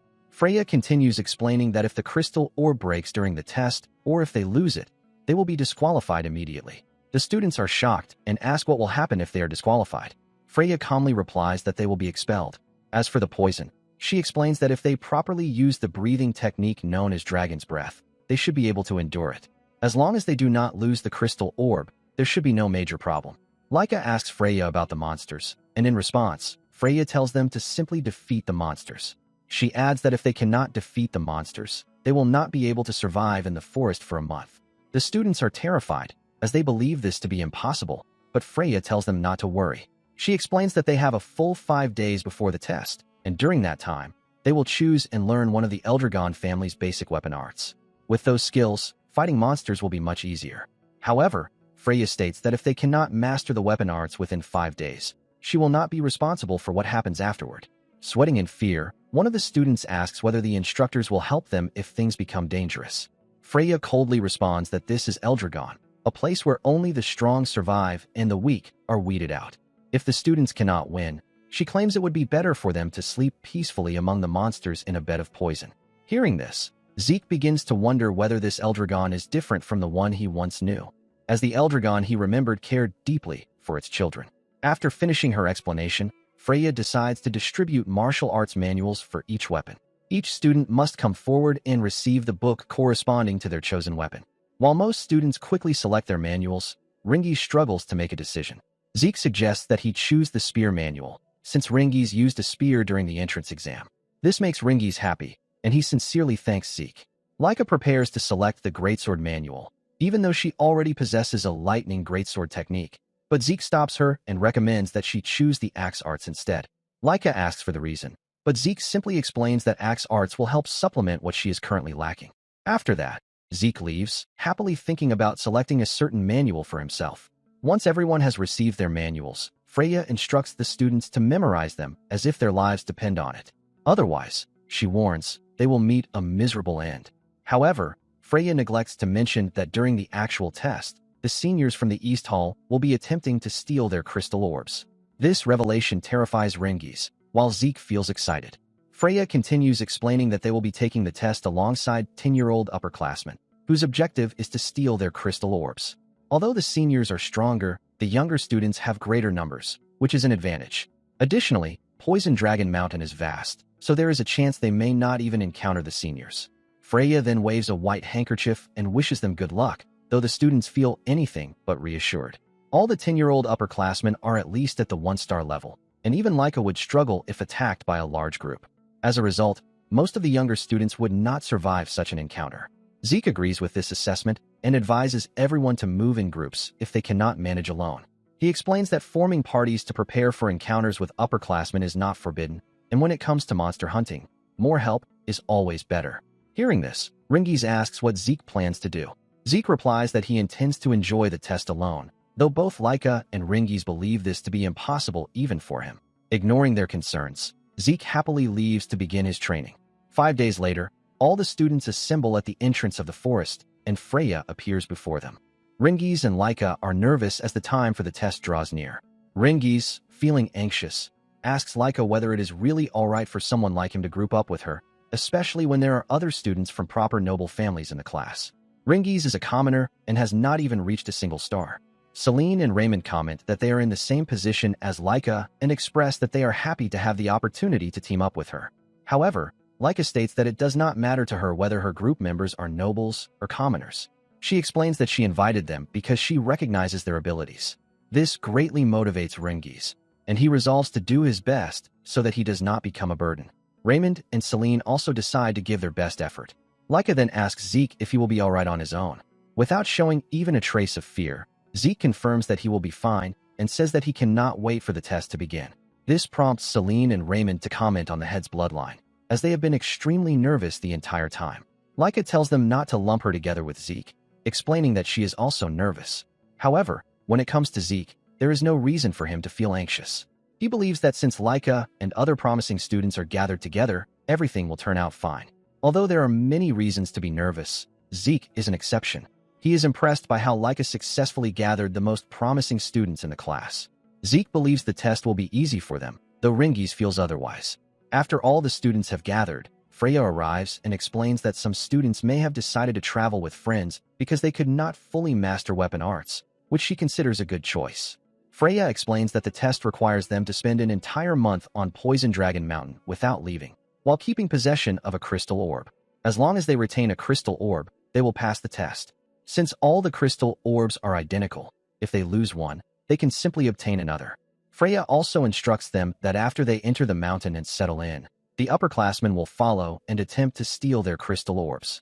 Hearing this, the upperclassmen begin mocking the underclassmen, believing the test will be easy since most of them have not even reached the 1-star level. Freya finishes her explanation and officially begins the test. The underclassmen rush toward the forest, and while running, Laika tells Zeke to absolutely survive. She then enters the forest with her party, leaving Zeke standing behind.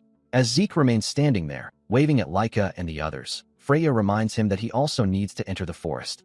Zeke apologizes, admitting that he got a little carried away, which Freya finds strange. As Zeke starts walking, he casually remarks that he is not nervous at all.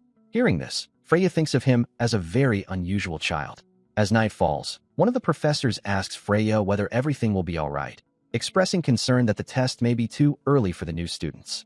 Another instructor agrees, pointing out that the underclassmen have only learned the bare minimum and lack real combat experience, meaning that not many of them will pass. Freya reassures them, explaining that although Poison Dragon Mountain is home to many poisonous creatures, the monsters themselves are not particularly impressive in either number or quality. Most of them are only at the 1 to 2-star level, which is why she believes the students will be fine. However, she quietly reveals her inner thoughts about releasing something later, but since the professors do not hear it, she gets away with it. Freya then orders the upperclassmen to enter the forest. They head in with arrogant smirks, eager to hunt down the underclassmen. As she adjusts her hair, Freya wonders how many of the younger students will survive. The upperclassmen soon notice Zeke standing in the middle of the path and immediately target him. One of the upperclassmen girls attacks Zeke with a bow, but to everyone's shock, Zeke catches the arrow with his bare hand and breaks it, calmly stating that he has been waiting for them. The upperclassmen are left completely stunned by what they witness as Zeke charges toward them. While the day is still bright, Celine fights a monster with all her strength, but she is nearly struck when Raymond steps in, shields her, and defeats the monster. Meanwhile, Ringies also takes down a monster, and upon seeing their progress, Laika praises their efforts, noting that she herself has defeated even more monsters than they have. In response, Celine and Raymond compliment her, and Laika proudly boasts that as a 2-star, this is nothing for her. It has been a week since the test began, and Celine and Raymond have now reached the 1-star level, something they both believe is thanks entirely to Laika's guidance. Ringies, however, feels discouraged because he has not yet reached the 1-star level, while the others are advancing quickly. Noticing his mood, Raymond and Celine reassure Ringies, telling him that he is already very strong and that they are certain he will reach 1-star soon. Their words give Ringies the courage to push himself harder. Laika then compliments Ringies as well, saying that defeating a tree frog without even having a star is impressive. She adds that since Ringies trained with Zeke before the test and refined his spear technique, he does not need to worry so much. As darkness begins to fall, Laika suggests returning to their base, explaining that it is dangerous to remain active at night. When they arrive at their base, Laika suddenly becomes alert and angry after spotting an upperclassman inside. The others immediately draw their weapons and form a defensive formation. The upperclassman appears to be a 2-star and remarks that he did not expect this base to belong to Laika. While pointing her great sword at him, Laika tells him to turn back, warning that he cannot defeat all 4 of them alone. However, it soon becomes clear that he is not alone, as 3 1-star upperclassmen emerge behind him. The upperclassman suggests that Laika surrender, claiming that even she would struggle while protecting weaker teammates. The 2-star upperclassman engages Laika in combat, while Celine, Raymond, and Ringies face the 3 1-star opponents. Laika instructs them to hold out until she defeats the 2-star enemy. The upperclassmen relentlessly attack Ringies, demanding that he hand over the crystal orb. As the pressure mounts, Ringies grows increasingly anxious, unsure of what to do. Suddenly, he recalls his training with Zeke, when he once asked how to fight opponents stronger than himself. Ringies had explained that he was unable to unlock the 1-star level and wanted to know what to do if a stronger enemy appeared. Zeke had told him that giving up was the obvious choice for a starless person like him when facing a 3- or 4-star opponent. However, Zeke also explained that defeating 1- or 2-star opponents might still be possible. Knowing that Ringies was referring to the test, Zeke pointed out that the monsters on Poison Dragon Mountain and the upperclassmen were mostly 1- or 2-star levels, meaning Ringies could defeat them. All he needed to do was exploit an opening. To find such an opening, Zeke advised Ringies to endure patiently until the opponent made a mistake. Ringies was surprised by this advice, though it made sense since he was facing a stronger enemy. Zeke warned that endurance was crucial, explaining that if Ringies could not endure, then defeating a stronger opponent would remain nothing more than a dream. Zeke believed Ringies could endure against a 2-star opponent, unless it was someone exceptional like Laika, who wielded lightning-based techniques. According to Zeke, what Ringies lacked most was confidence. He emphasized that believing in oneself is essential to becoming stronger. Zeke then advised Ringies not to overthink things.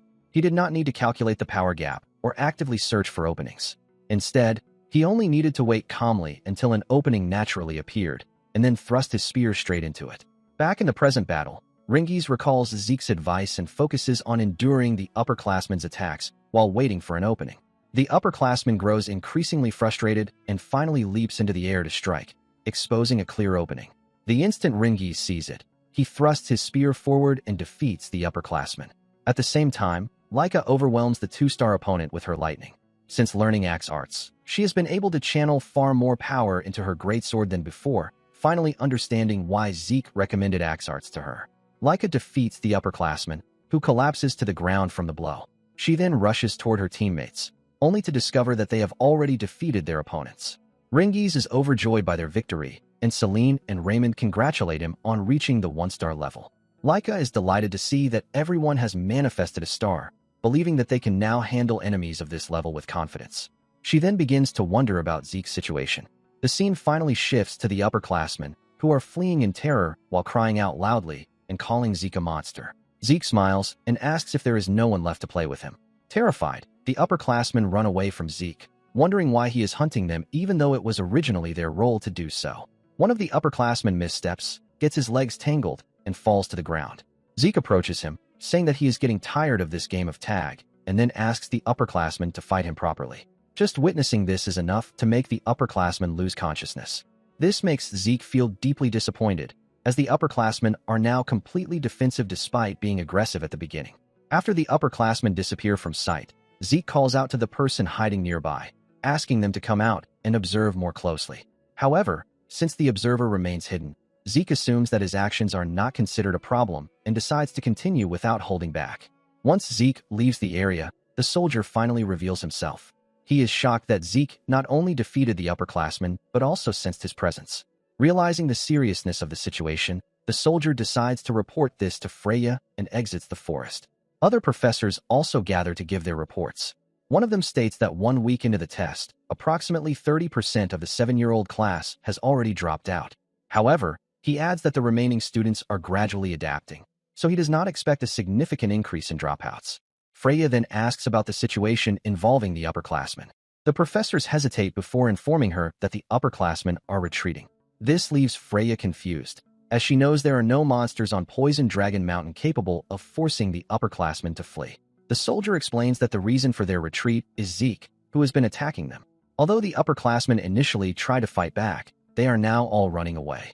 The soldier then questions Zeke's personality, noting that he is cheerfully overwhelming the upperclassmen and actively hunting them, which is something entirely unprecedented. Another fighter agrees, stating that precisely because Zeke is the head son, his behavior is even more abnormal. He claims that Zeke has already surpassed the realm of a genius and is closer to a monster in nature. Freya adds that she also finds Zeke strange, as he deliberately chose to act alone and appeared unusually relaxed at the start of the test. As Freya reflects on this, one of the female soldiers hears the sound of a carriage approaching. A man arrives carrying a caged monster, as previously ordered by Freya, and asks where it should be placed. Freya tells him to leave it right there. The soldiers are shocked when they realize that she intends to release a 3-star level creature onto Poison Dragon Mountain, something the children clearly should not be able to handle.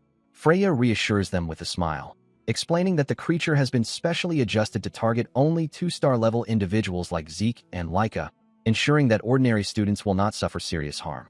She then reveals that this was Balz's order. Freya expresses her desire to witness the abilities of the one who made the Eldragon soldiers label him a monster. Curious and excited, she wonders whether Zeke can handle this as well and orders the creature to be released at dawn. The next morning, while Laika and the others are exploring the forest, they sense something unusual. Feeling the energy in the air, Laika guesses that it belongs to a monster far larger than an angry boar. Suddenly, the ground begins to shake, and a tree nearly collapses onto them due to the impact. They all dodge just in time, but when the tree finally crashes down, they freeze in fear as a massive golem emerges before them. After effortlessly defeating a wave of low-ranking monsters, Zeke begins to feel bored. Lately, no one has been willing to challenge him, and even the instructors who were supposed to monitor the area have vanished. Suddenly, he senses a strange aura, one that clearly belongs to a 3-star level monster. That immediately confuses him. In his memories, there was never such a creature near Poison Dragon Mountain. He wonders if it might be an unknown monster that settled there sometime over the past 1,000 years. Zeke understands that a monster of this level is far beyond what the participating students can handle. Logically, the instructors should have eliminated it before the test even began. Realizing they are deliberately ignoring it, Zeke grows suspicious. He has no idea what they are planning, but for him, it presents the perfect opportunity for some excitement. With renewed interest, he stands and heads toward the direction of the 3-star creature. Meanwhile, Celine launches an attack on a massive golem, but it has no effect. Raymond follows up with his own strike, yet the result is the same. This time, Laika steps forward and unleashes her lightning flash skill, managing to injure the golem's arm a little. From that exchange, it becomes clear, without at least 2-star level power, defeating this golem is nearly impossible. Quickly assessing the situation, Laika orders everyone to retreat while she draws the monster's attention. However, her teammates refuse to abandon her. She bluntly tells them that they would only slow her down since they cannot significantly damage the golem. Even so, they stand their ground, determined to support her and create openings so her attacks can land properly. They believe that if Laika takes the lead, they still have a chance to win. Moved by their resolve, Laika accepts their support. The formation begins with Laika charging straight at the golem, while Raymond intercepts its counterattack. Celine and Ringies follow up with a coordinated strike, creating an opening. Seizing the moment, Laika unleashes her ultimate technique, Lightning Great Sword, Heaven's Thunder. The battlefield erupts in a blinding flash as the area fills with dust. When the smoke clears, Laika is left heavily exhausted from the immense strain of her attack. Seeing that everyone is still standing, the group assumes the battle is over and decides to return to base. But to their shock, the golem is still active. Sensing its movement, Laika reacts instantly. She throws Ringies out of the monster's attack range, but is caught herself in the process. Celine, Raymond, and Ringies panic as the golem restrains her. Ringies desperately attacks to free Laika, but his efforts prove ineffective. At that critical moment, a massive tree suddenly comes flying toward the golem, forcing it to release Laika. The team seizes the opportunity, rescues her, and retreats at once. Just then, Zeke arrives at the scene. A little earlier, as Zeke was making his way toward the 3-star monster, he suddenly sensed a surge of lightning aura. He immediately realized that Laika and her group had encountered the golem before he could arrive. Though his current body is far slower than it once was, in his prime, he could have crossed that distance in an instant. Laika's team is filled with promising young talents. But even so, facing a 3-star opponent is an entirely different matter. Zeke is unsure how long they can hold out. While running, he abruptly comes to a stop. Deciding to test a technique he recently learned, he grips a massive tree, channels his strength, and uproots it from the ground. With all his might, he hurls it toward the golem's direction. The move comes from the Nurturing Dragon Throwing Arts, part of the basic Eldragon combat manual distributed to children as preparation for their trials. Like the broader Nurturing Dragon combat arts, the manual does not focus on flashy battle techniques. Instead, it teaches fundamental movements and the proper flow of source power. Simple instructions, but perfectly suited for Zeke. In his previous life, he specialized as a long-range fighter, making the technique a natural fit. After launching the tree, Zeke rushes toward the battlefield and successfully rescues Laika and the others. Zeke studies the so-called golem with great interest. It clearly emits a presence, yet it contains no mana. The golem charges at him and throws a punch, but Zeke blocks it effortlessly. From the impact, he gauges its extreme hardness. With durability like this, ordinary attacks would barely scratch it. Only auraclad strikes could gradually take it down. However, defeating it in such a conventional manner would be far too dull for him. The golem attacks again, and once more Zeke blocks with ease. He calmly instructs the others to retreat to a safe distance. Once they are clear, Zeke pushes the golem back and decides to test what lies within its structure. He merges his punch with the first form of the dragon destruction combat arts, Burst World. Rather than shattering the golem from the outside, he pours source power into its interior. By releasing Burst World from within, he destabilizes its core. In the next moment, the golem crumbles apart and collapses. 1 month later, at the main building of Eldragon Estate, Zeke is summoned by the Patriarch. The month-long test period concludes safely after the 3-star golem incident, with no further major events. At the beginning of the trial, the harsh environment of Poison Dragon Mountain reduced Zeke's 7-year-old class to only 30% of its original number. Yet enduring such extreme conditions pushed the survivors to their limits. As a result, most of those who remained achieved the remarkable milestone of reaching 1-star level. Shortly after the test ends, Zeke is called directly by the head of the Eldragon family. On the way to the Patriarch's chamber with Freya, Zeke casually asks what the family head wants from him. Freya responds clearly, her tone reflecting lingering frustration over his conduct during the trial. The upperclassmen's assignment had been to ambush lowerclassmen and seize their crystal orbs. Instead, Zeke, a lowerclassman, targeted the upperclassmen. Because of his actions, not a single upperclassman managed to collect a crystal orb, forcing them all to retake the test. When Zeke argues that his actions did not violate any explicit rules, Freya grows even more exasperated. She firmly advises him to correct his carefree attitude before standing before the family head. Zeke asks Freya why she warned him to watch his attitude. She replies bluntly that even though he is a child, the family head wouldn't show mercy and injure Zeke for crossing the line, and she refuses to let that happen under her supervision. Moments later, Freya knocks on the door and respectfully asks for permission to enter. After receiving approval, the two step inside. The family head immediately questions Zeke about why he attacked the upperclassmen. Instead of answering directly, Zeke calmly asks why he was not allowed to attack them. The official passing condition of the test was simple: survive 1 month on Poison Dragon Mountain while holding a crystal orb. There were no additional restrictions stated. From his perspective, he merely followed the rules as written. If certain actions were forbidden, they should have been clarified before the trial began. Freya is alarmed by his bold tone. The family head releases a tremendous aura that fills the room with overwhelming pressure, causing Freya to tense up in fear. She worries that Zeke may face severe consequences. Yet Zeke remains completely unaffected. He even tells the family head not to threaten him, as he finds it irritating. He then asks whether he was summoned over something so trivial. Getting to the point, the family head demands to know how Zeke accomplished everything. According to the reports, Zeke not only defeated multiple upperclassmen, but also destroyed a golem.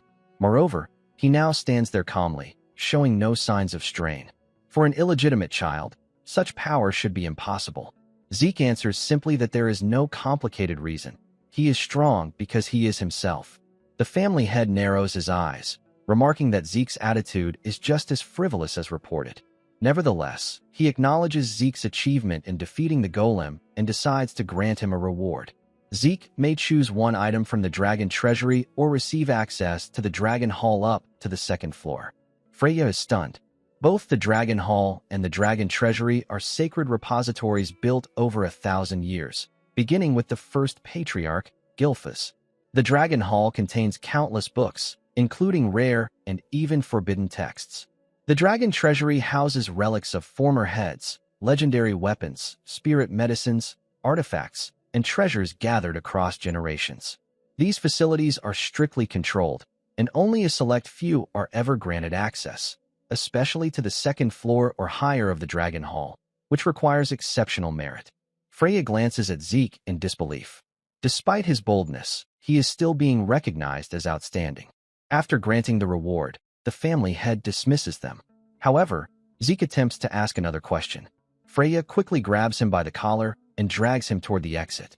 Before leaving, Zeke turns back and tells the family head that as long as Balza continues suppressing his own emotions, no matter how hard he tries, he will never become truly strong. Freya is horrified and immediately ushers Zeke out. Once outside, she scolds him for speaking so recklessly in front of the family head.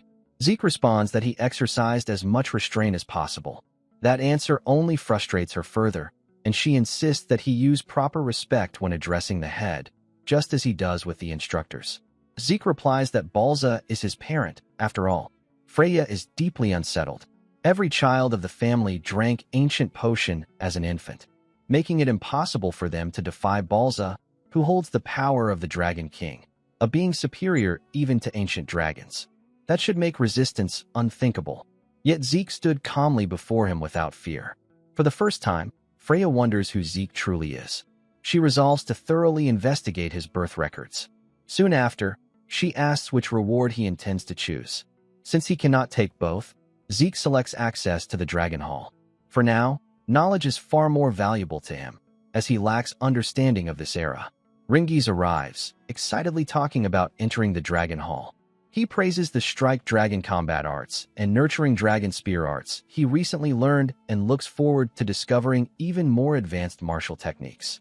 Laika also joins them, expressing her determination to absorb as much knowledge as possible within the allotted time. Zeke learns that access comes with limits. They may only enter the first floor under normal circumstances, and while they can read freely during the time limit, they may borrow only one book. Managing time wisely is crucial. Laika is surprised that Zeke chose the Dragon Hall over the Dragon Treasury, especially since the second floor contains even rarer martial arts manuals. Zeke simply reiterates that knowledge is his priority. The group soon enters the massive library. An instructor informs them that they have 5 hours inside and must remain quiet while strictly observing the time limit. Laika advises Zeke to first decide which book he intends to borrow, then spend the remaining time reading as much as possible. The Dragon Hall's interior is vast, lined with countless shelves overflowing with ancient texts. It is even more impressive than Zeke imagined. Now, the only question remains, will there be knowledge here capable of surprising even him? Inside the Dragon Hall, Zeke uncovers an overwhelming amount of information he had never encountered before. As he reads, complex emotions surface within him. He learns about dimensional rifts, chaos, magic, and the ancient connection between this world and another that formed nearly 1,000 years ago. About 9 centuries in the past, a tear suddenly appeared in the dimensional wall. These tears were named rifts. Beyond them lay a chaotic realm known as the Chaos Realm, a world where terrifying creatures called chaos beasts roamed freely. To resist the invasion, the people of that other world cultivated a unique source power within themselves.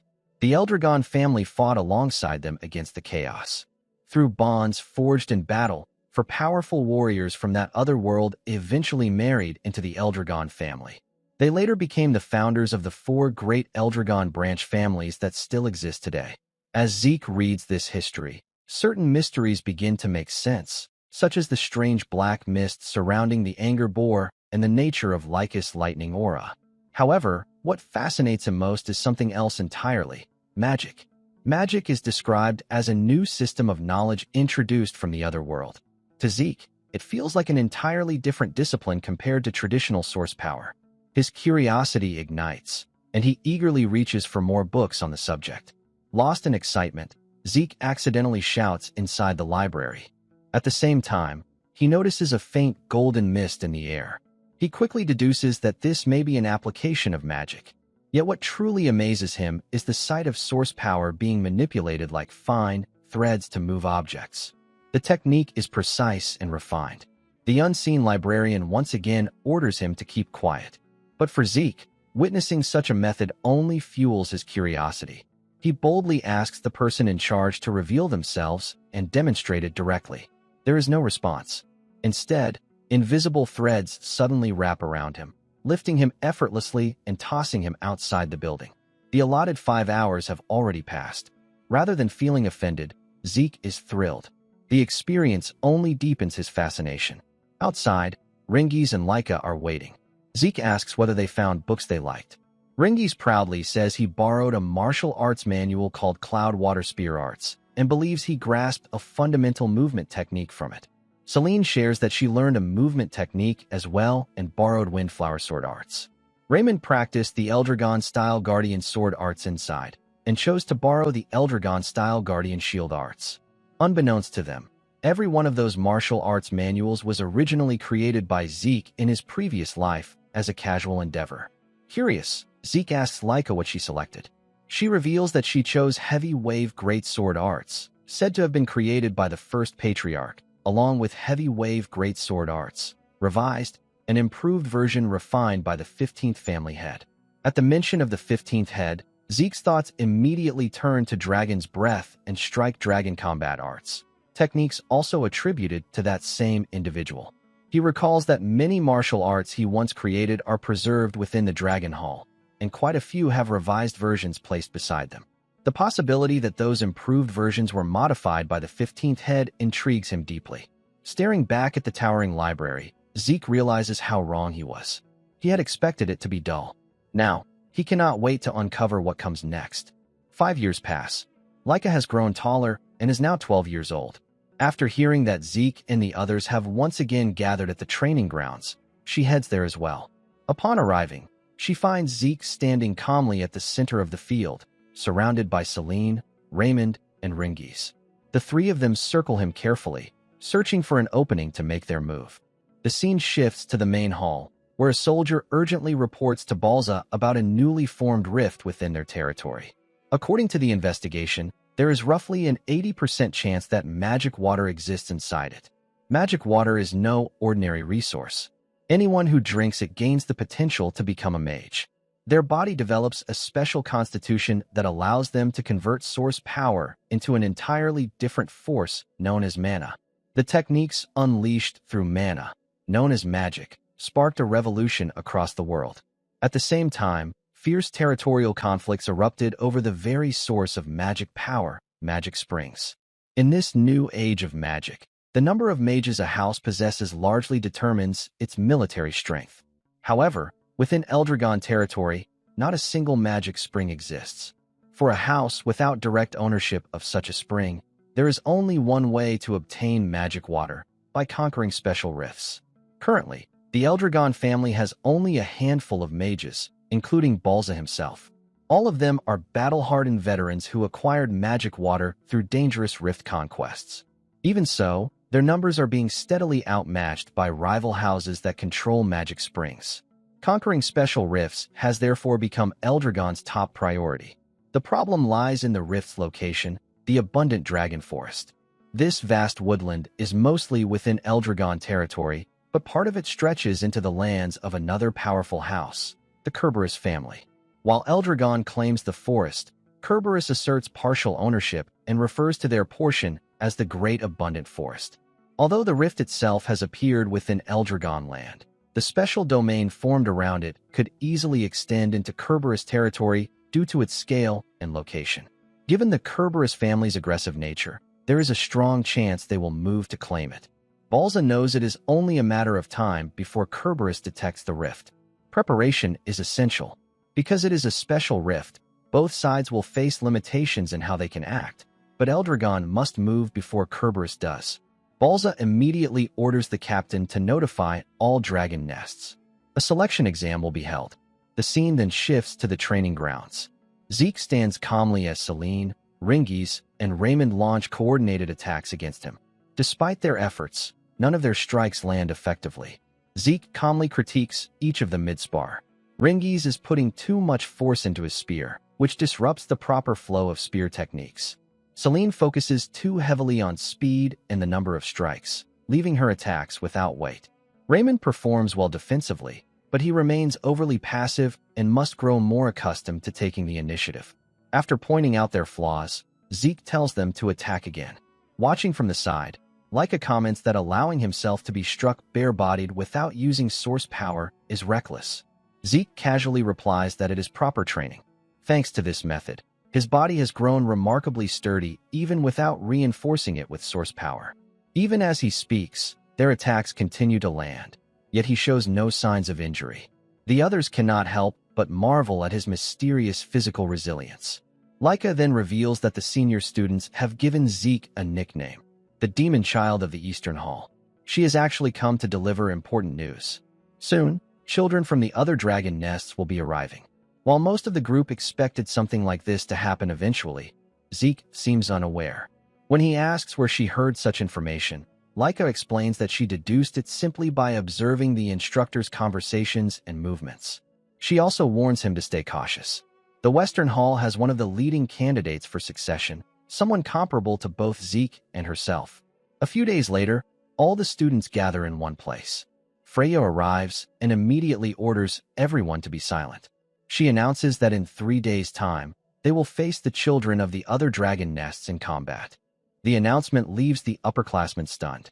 Normally, inter-hall battles only take place during the graduation exam. However, Freya refuses to reveal the exact reason behind this sudden change. She only states that those who win these matches will be assigned a special mission. Hearing that, Zeke's interest is immediately piqued.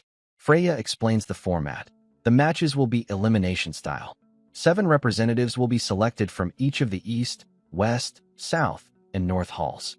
The students must decide by the end of the day who will participate. One upperclassman confidently declares that the 7 representatives should naturally be chosen from among the seniors. Freya quickly shuts that down. Selection will be open to all grades. That statement sparks tension. Several upperclassmen begin belittling the lowerclassmen, dismissing them as weak and inexperienced. Freya remains indifferent. She makes it clear that she does not care who participates, as long as the names are submitted on time. An upperclassman named Rick openly mocks the idea of including younger students, insisting that the strongest 7 will obviously come from the senior ranks. Laika steps forward. Calm but firm, she argues that lowerclassmen should also be considered.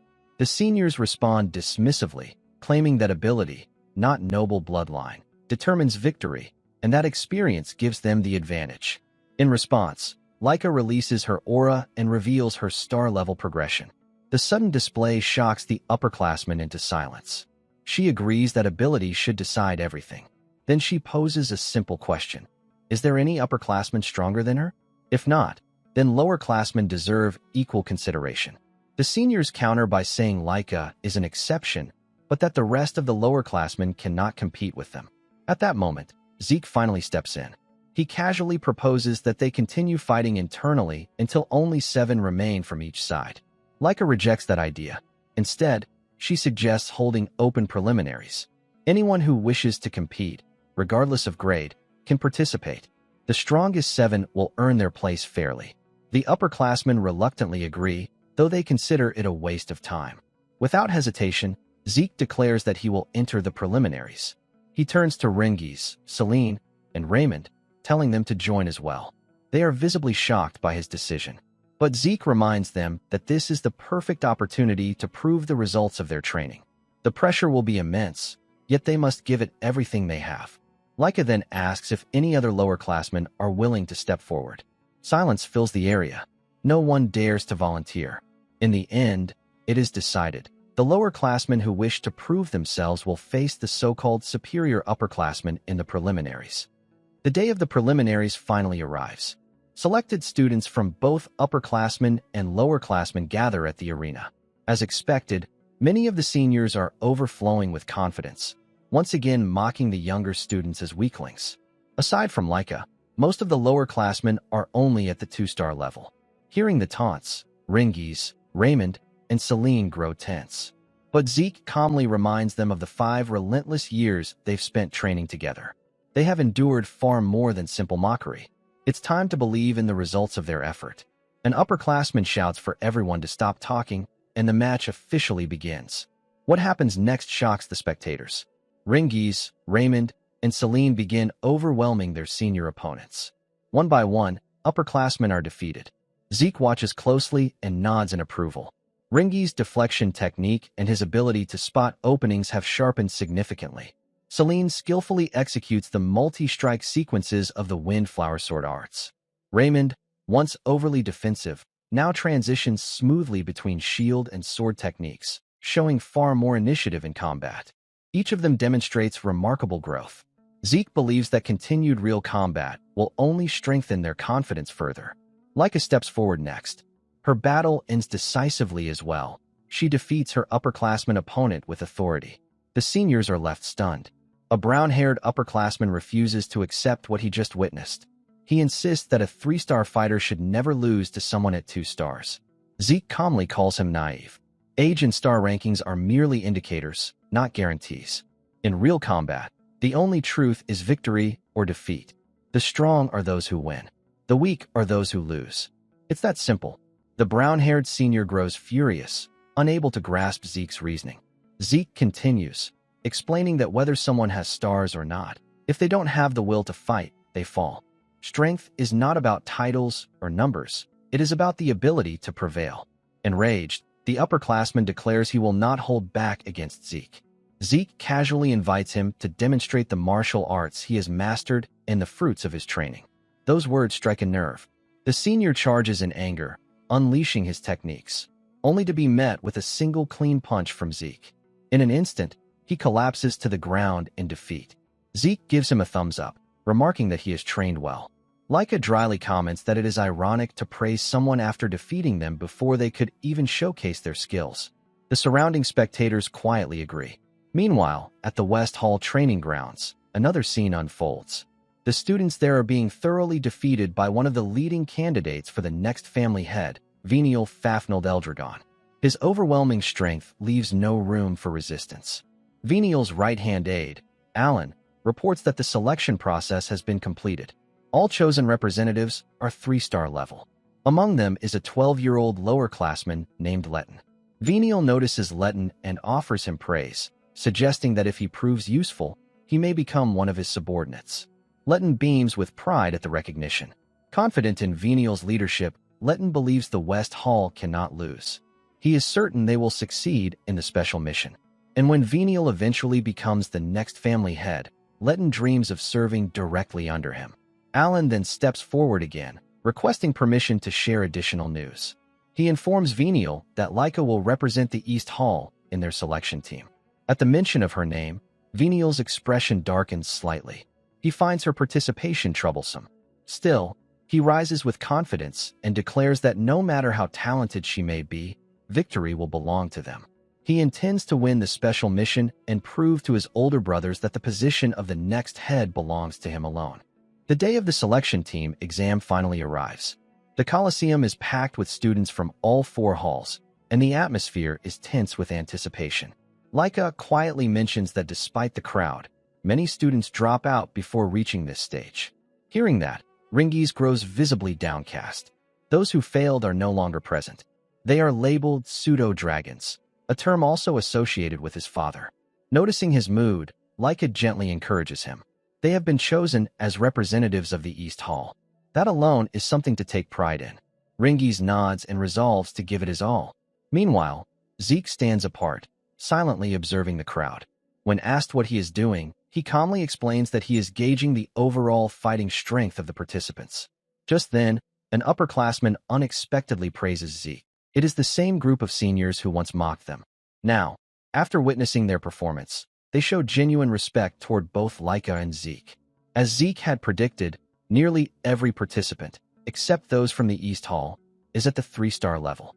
There are no 4-star fighters present, but several appear to be on the verge of reaching that stage. The prospect excites Zeke. He wonders what kind of techniques he will witness this time. While Leica chats with Ringies and the others, a girl suddenly hugs her from behind. It is her cousin, Sandy Typhona.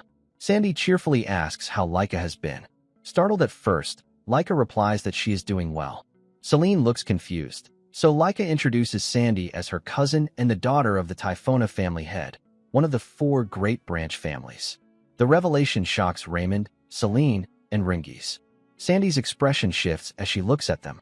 She asks who they are. Leica introduces them as her friends. However, Sandy bluntly states that they do not appear capable of standing beside a candidate for the next family head.